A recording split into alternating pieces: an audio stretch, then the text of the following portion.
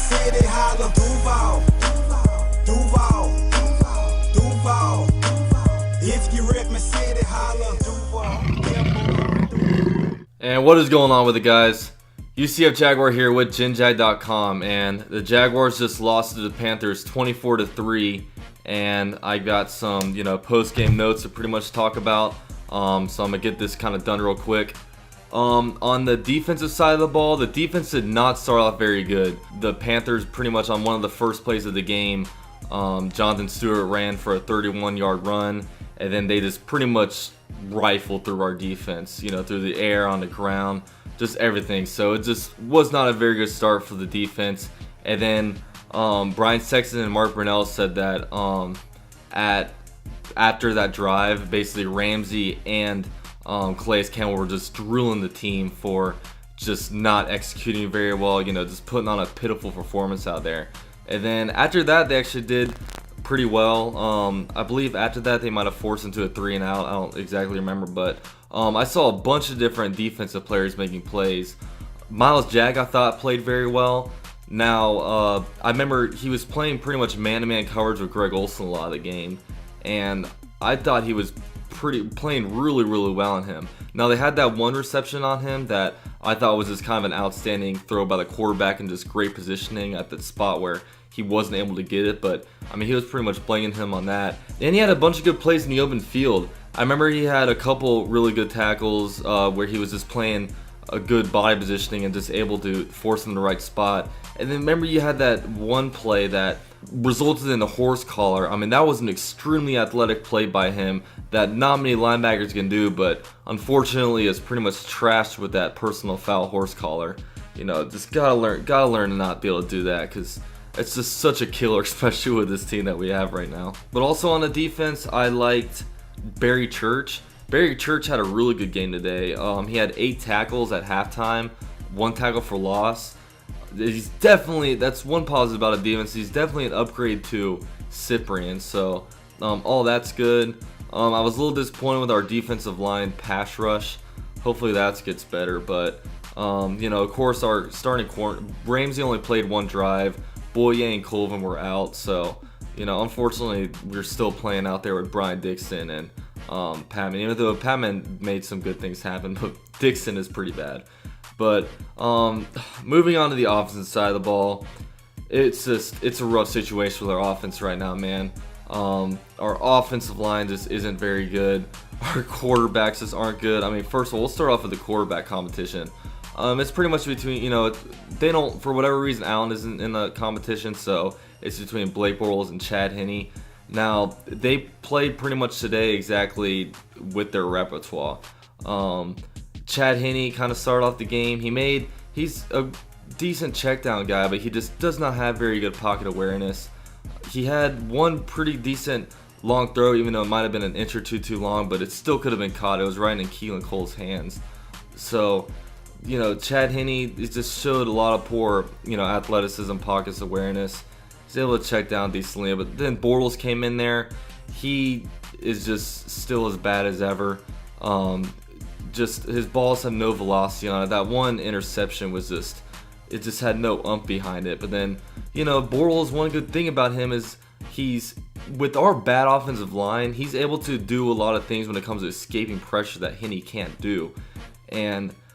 But at the same time with Bortles, if you play him, you're gonna be prone to those interceptions. You're gonna be prone to randomly really bad throws, and that's just Bortles' repertoire. It's just a terrible situation with the quarterbacks right now. And then you get the offensive line, and the offensive line might even be worse than the defense right now, or than the quarterback right now. The interior. Really, the interior was awful, especially between AJ Cann and Patrick Omame. These guys were playing deep into the fourth quarter. Doug Marrone had to have just been pissed by their performance to make a play that long. Usually they're out by the third quarter, and then literally our starting offensive line wasn't even doing well against the Panthers' backup line. I don't know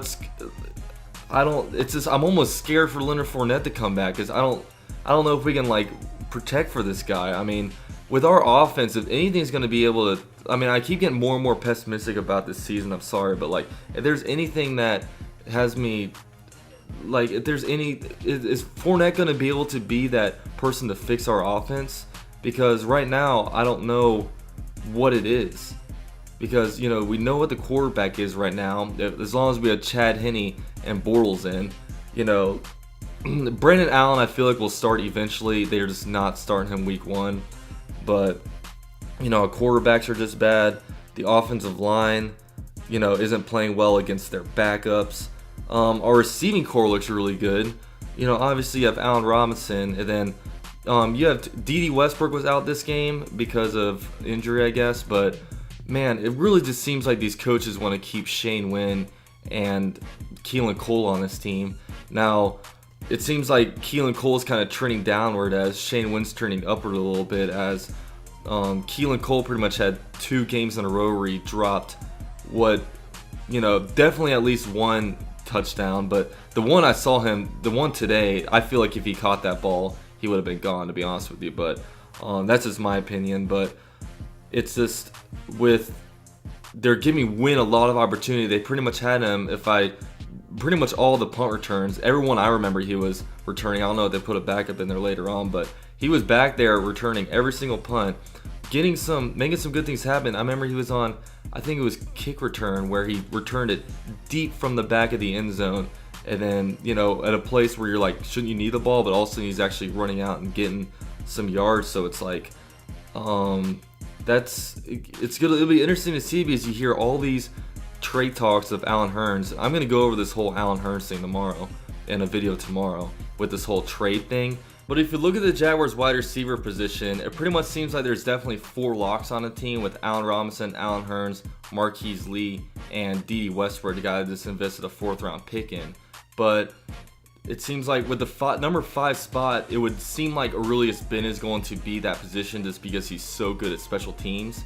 So they're not going to keep any more than 6 receivers. So, you know, it's either you keep Shane Wynn or you keep Keelan Cole. So that's where the whole Allen Hurns trade situation comes in. But like I said, I'm going to go more over that tomorrow. But, I mean, luckily Myers made his kicks today, so that's a bright spot. But it's this team, man. I just keep getting more and more, like, just less and less optimistic about this team as these preseason go on, just mainly because of our offensive line and our quarterback situation, and even a little bit when it comes to our pass rush. That still kind of worries me, because, you know, you want that X factor on your defense. Now, Yannick Ngakoue is great and everything, but I would love to have like a Khalil Mack or a Von Miller, or just a person that you really have the game plan for, because that's what's going to put your defense and pass rush over the top. And I don't think that, you know, asking Yannick Ngakoue to be that player is asking a really high task of him, you know, for his 2nd year and everything. But that's pretty much all I got, all I really like wrote down for notes. But I'm gonna come back at you guys tomorrow with an Allen Hurns video. So go Jaguars. Duval.